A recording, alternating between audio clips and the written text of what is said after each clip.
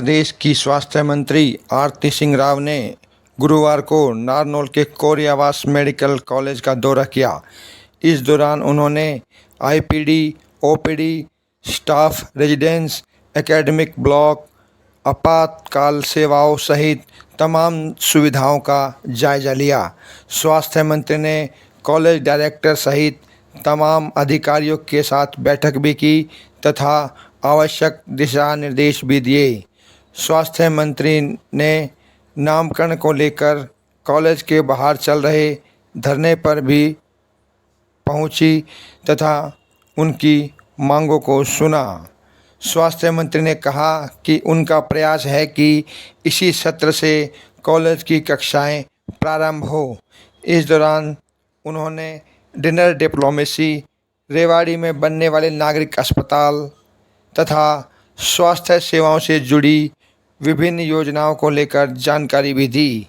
आइए आपको सुनाते हैं विभिन्न विषयों पर स्वास्थ्य मंत्री आरती सिंह राव ने क्या कहा।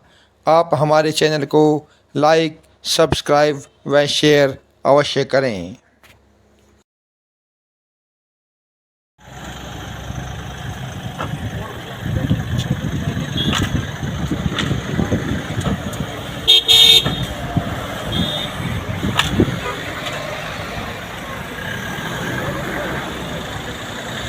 अस्पताल और जो रेजिडेंशियल हैं वो तैयार हैं आज के दिन, और हमारी यही कोशिश है अगर हम फर्स्ट ईयर इस साल से ही शुरू कर दें तो हमारी सबसे बड़ी कोशिश यही है।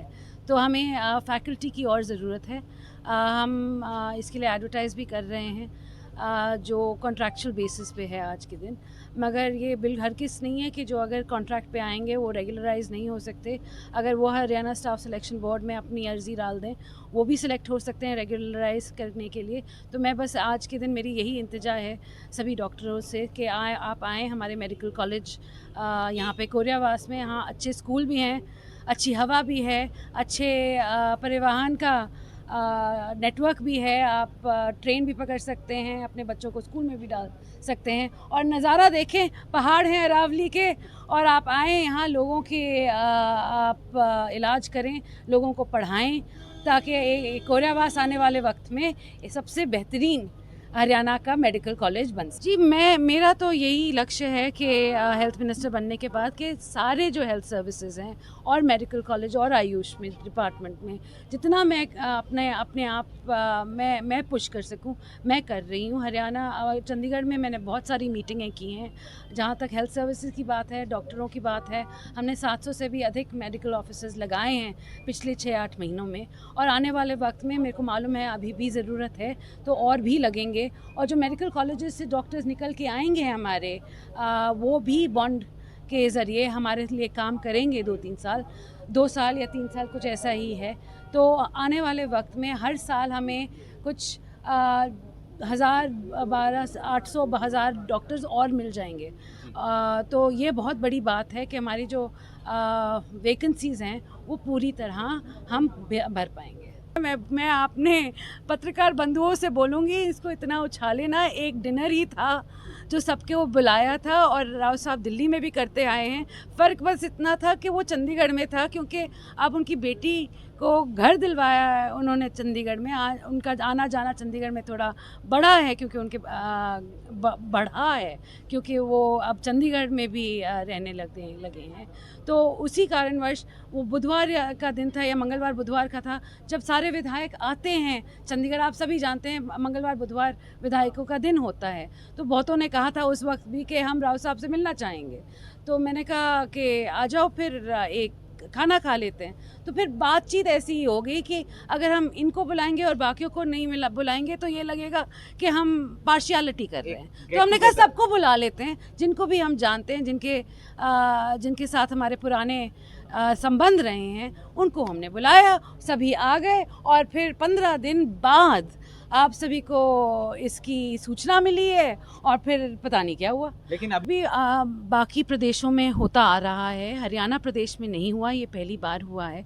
और मेरा हेल्थ मिनिस्टर बनने के बाद देखो दृष्टि तो सबके लिए बहुत ही ज़्यादा ज़रूरी होती है। और आज के दिन मैं पहले भी कहा, मैं 20 साल से की उम्र से मेरे को मालूम है मुझे चश्मों की ज़रूरत पड़ी थी। तो मैं भी बिना चश्मों के, मेरे को मालूम है कि ना तो फ़ोन दिखे हैं ना कुछ पढ़ सके हैं, तो ये बहुत ज़्यादा ज़रूरी है। और छोटे बच्चे हैं आज के दिन जो बहुत ज़्यादा आज स्कूलों में जो पढ़ रहे हैं, उनको भी ये पता भी नहीं चलता कि देखो हमारी दृष्टि थोड़ी कम है, तभी हम पढ़ नहीं पा रहे जो ब्लैक बोर्ड पे लिखा हुआ है।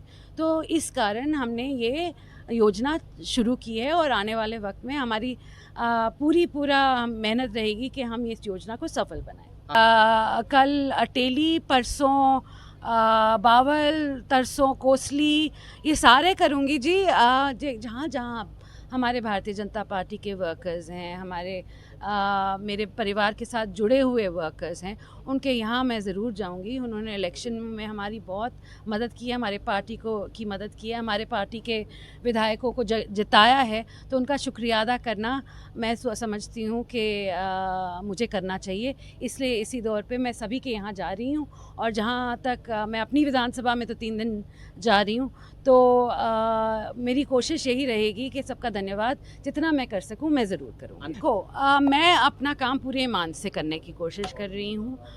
मैं सभी गांव जा रही हूँ। मैं भगवानपुर भी गई थी। भगवानपुर वाले बताएंगे या नहीं बताएंगे, मगर मैं वहाँ भी गई थी। और जो डिस्ट्रिक्ट अस्पताल है वो पूरे ज़िले के लिए बनता है, वो एक गांव के लिए नहीं। पीएचसी की बात होती तो वो अलग बात होती। हाँ जी, इसको ज़्यादा उछाला जा रहा है आज के दिन, और मैं समझती हूँ कि जो सबसे अच्छी जगह है अस्पताल के लिए, अगर वो खुद, क्योंकि हमें ये भी मालूम है कि जहाँ अभी सिविल अस्पताल है वहाँ भी 6.5 एकड़ है ज़मीन, और 2.25 एकड़ सामने है, तो कुल मिला के 8 एकड़ से कुछ ज़्यादा ज़मीन वहाँ भी पड़ी हुई है। तो हम सब चीज़ का नुमाइंदा कर रहे हैं कि हाँ, हाँ बिल्कुल, कि देखना चाहते हैं कि सबसे अच्छी जगह जहाँ सारे लोग पूरे ज़िले के आसानी से पहुँच आएगी, वही सच्ची मानी जाएगी। आजकल अफवाहें बहुत ज़्यादा उड़ रही हैं।